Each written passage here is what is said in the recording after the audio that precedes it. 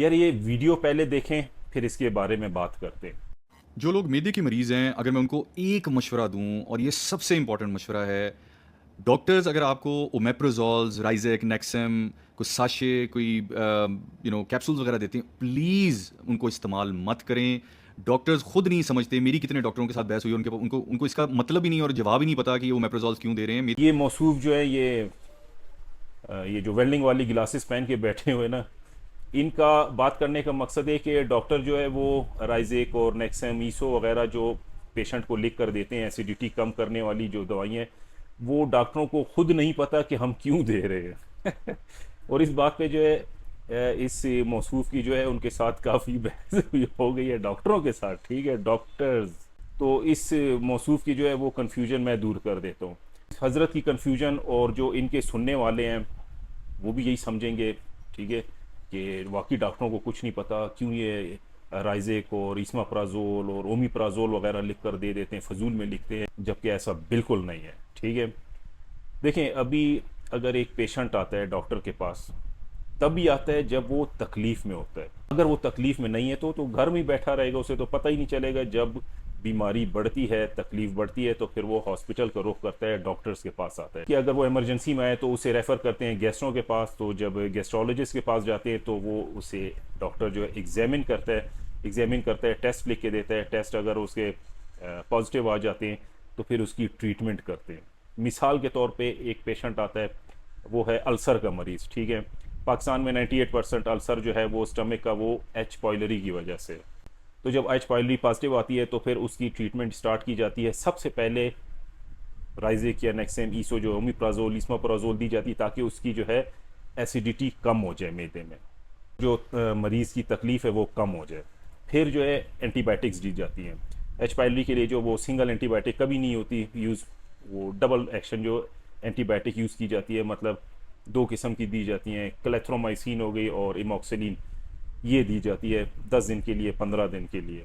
तो इन 10 दिनों में, ठीक है, जब तक एंटीबायोटिक जाके अपना काम करेगी, बैक्टीरिया को टारगेट करेगी, उसे ख़त्म करेगी, ठीक है, तो उस तक ज़ख़म जो वाउंड हीलिंग का जो प्रोसेस है वो शुरू हो जाएगा।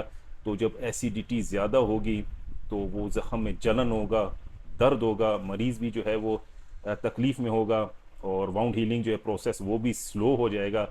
तो उसको कंट्रोल करने के लिए लिमिटेड टाइम के लिए, ठीक है, जब एक छोटी सी साइकिल दी जाती है 15 दिन की, 20 दिन की, या फिर अगर कंडीशन बहुत ज़्यादा जो है वो क्रिटिकल है तो फिर एक महीने के लिए राइजेक वगैरह दी जाती है। तो 15 दिन में जाके एंटीबायोटिक अपना काम कर जाती हैं, एच पाइलरी को उड़ा देती हैं, ज़ख़म भी ठीक हो जाते हैं। तो 20 दिन, एक महीने तक मज़ीद एसिडिटी को थोड़ा सा लो रखा जाता है, ताकि ज़ख़म जो है वो अच्छे से ठीक हो जाए और जो अंदर जो इन्फ्लेमेशन हुई थी वो ख़त्म हो जाए। फिर उसके बाद जो ये राइज़िक वगैरह जो है ये हटा दी जाती है। कभी आपने देखा है कि डॉक्टर ने प्रिस्क्राइब किया हो कि ये राइज़िक जो आपने सारी ज़िंदगी खानी है? नहीं, ऐसा नहीं होता। एक ख़ास टाइम के लिए दी जाती है, जब मरीज़ सेहतियाब हो गया, ख़त्म। हाँ, राइज़िक सबसे ज़्यादा हमारे जो है मुल्क में बिकने वाली दवाइयों में से एक दवाई है। उसकी वजह क्या है? ये सारी सेल्फ मेडिकेशन की वजह से। सेल्फ मेडिकेशन क्या है? थोड़ी सी जलन हुई सीने में, बंदा उठ के मेडिकल स्टोर चला गया, यार दे यार एक राइज़िक का साशे दे, उस साशे पानी में डाल के पी गया, ठीक हो गया। हाँ भाई, अब वो जलन हुई किस वजह से है? गट का इशू है, कोई फूड पॉइजनिंग थी, कोई बैक्टीरियल इन्फेक्शन था, या वैसी कोई सीजनल जो है वो इन्फेक्शन था, या आपका जो है अल्सर वगैरह है, कोई और मसला, ये डायग्नोस नहीं करते। वो खुद ही जाके जो है सेल्फ मेडिकेशन पे चले जाते। जब तकलीफ बहुत ज़्यादा बढ़ जाती तब हॉस्पिटल जाते। तो इस मौसूफ को आखिर में मैं बोल दूँ, यार ये जिन डॉक्टरों से आपने बहस की ना, वो असल में ऐसा था, ये इस मौसूफ गए होंगे डॉक्टर के पास, तो उन्होंने जो इसका ऐसे हुलिया देखे ऊपर से नीचे तक, उन्होंने समझा कि शायद कोई वेल्डिंग वाला आया हुआ है। तो उन्होंने अपने जो है वो पियोन के जो हवाले कर दिया होगा कि जाओ इसको कोने में ले जाओ और उससे पूछो क्या मसला है, कौन सा बोर्ड जो है तुमने वेल्ड करना है। तो वो फिर पियोन के साथ जो है ये इस किस्म के बंदे तो ज़ाहिर उसी लेवल के हैं ना, ये उसी के साथ भिड़ गया, और ये नेक्सम वैक्सम पे जो है वो बहस करने लग गया। वो ये समझे कि शायद वो डॉक्टर साहब जो है मेरे साथ इस मौजू पे बहस कर रहे हैं, और आके उन्होंने जो वीडियो बना दी, वो इधर देखते हुए वीडियो बना रहे हैं, ठीक है। पता नहीं उधर कोई क्या मसला है उनका। तो जो आप सुनने वाले हैं, आपसे भी गुजारिश है कि इस किस्म के जो ये चूतियाँ, ये अपने व्यूज़ की खातिर जो है ना उल्टी सीधी हाँकते रहते हैं, ठीक है। एक सर्टिफाइड क्वालिफाइड मेडिकल एक्सपर्ट जिसे डॉक्टर कहते हैं, उसे ये कह रहे हैं कि ये पता ही नहीं कि लिख कर क्यों दे रहे हैं, ठीक है।